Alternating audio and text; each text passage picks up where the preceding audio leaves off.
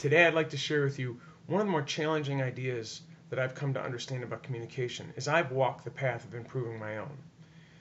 Most of us think we're good at communication. And there was always a quandary to me, why did we feel that way? And one day it dawned on me. There are three lies we tell ourselves that tell us we're good at communication.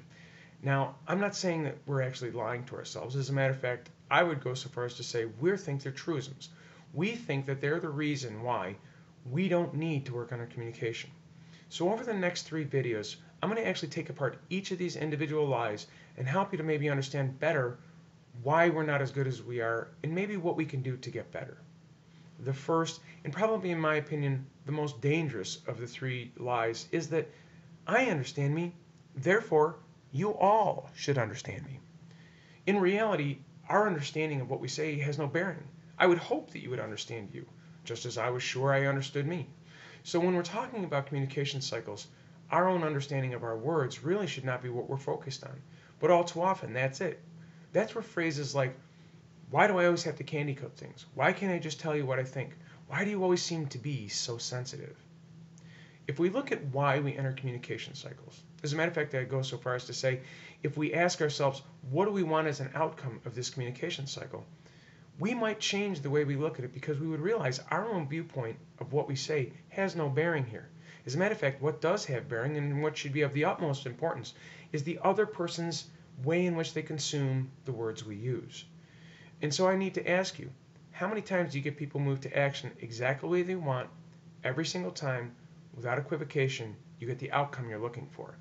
If the answer is not as often as I'd like, ask yourself then if one of the things you do is say to yourself, I understand me, therefore you all should understand me.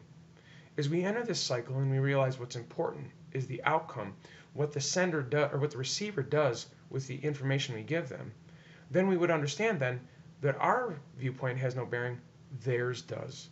And so as we enter a communication cycle, we constantly have to be asking ourselves, am I using the very best language I possibly can to get the person I'm speaking to moved to action the most efficient way I possibly can with the least negative effect to that person as humanly possible?